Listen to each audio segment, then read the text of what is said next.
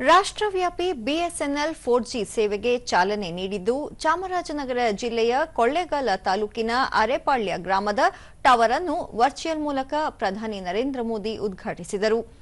ಅರೆಪಾಳ್ಯದ ಕಾರ್ಯಕ್ರಮದಲ್ಲಿ ಶಾಸಕ ಎಆರ್ ಕೃಷ್ಣಮೂರ್ತಿ, ಜಿಲ್ಲಾಧಿಕಾರಿ ಶಿಲ್ಪಾ ನಾಗ್, ಮೈಸೂರು ವಿಭಾಗದ ಪ್ರಧಾನ ವ್ಯವಸ್ಥಾಪಕ ರಾಜೇಂದ್ರ ಕುಮಾರ್ ಸಿಂಗ್, ಕೊಳ್ಳೇಗಾಲ ನಗರಸಭಾ ಅಧ್ಯಕ್ಷರಾದ ರೇಖಾ ರಮೇಶ್, ದೂರಸಂಪರ್ಕ ಇಲಾಖೆಯ ಬ್ರಹ್ಮಯ್ಯ ಸೇರಿದಂತೆ ಹಿರಿಯ ಅಧಿಕಾರಿಗಳು ಉಪಸ್ಥಿತರಿದ್ದರು.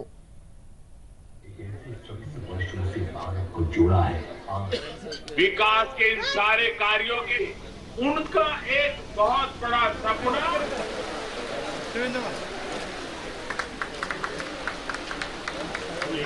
ವೈಫೈ ಸೇವೆಗಳು ಲೀಸ್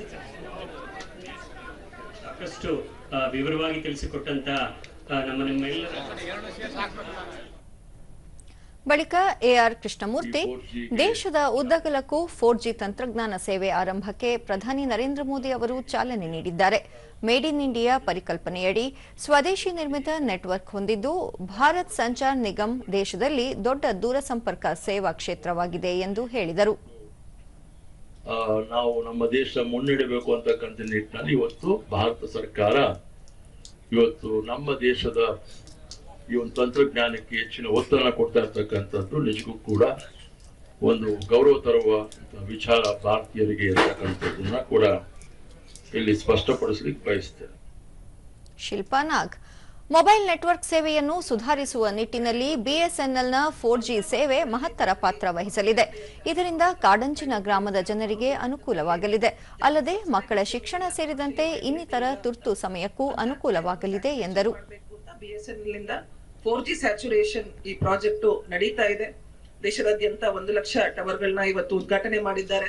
ಕರ್ನಾಟಕದಲ್ಲಿ ಅನೇಕ ಕಡೆ ಮಾಡಿ 10 ಕಡೆ ಈ ರೀತಿ ಕಾರ್ಯಕ್ರಮ ಮಾಡ್ತಾ ಇದ್ದಾರೆ. ನಮ್ಮ ಅದೃಷ್ಟ ಅಂದ್ರೆ ನಮ್ಮ ಒಂದು ಚಾಮರಾಜನಗರದಲ್ಲೂ ಕೂಡ ಕೊಳ್ಳೇಗಾಲದಲ್ಲಿ ಅರೆಪಾಳ್ಯದಲ್ಲಿ ಕಾರ್ಯಕ್ರಮ ನಡೀತಾ ಇದೆ. ಟೋಟಲ್ 17 ಟವರ್ಗಳು ನಮ್ಮ ಚಾಮರಾಜನಗರ ಜಿಲ್ಲೆಗೆ ಇವತ್ತು ಉದ್ಘಾಟನೆ ಆಗಿದೆ. ರಾಜೇಂದ್ರ ಕುಮಾರ್ ಸಿಂಗ್ ಚಾಮರಾಜನಗರ ಜಿಲ್ಲೆಯಲ್ಲಿ 4G ಟವರ್ ಆರಂಭವಾಗಿರುವುದು ಹೆಮ್ಮೆಯ ವಿಷಯ. ಜಿಲ್ಲೆಯಲ್ಲಿ 100 ಸ್ಥಳಗಳನ್ನು 4Gಗೆ ಮೇಲ್ದರ್ಜೆಗೇರಿಸಲಾಗಿದೆ.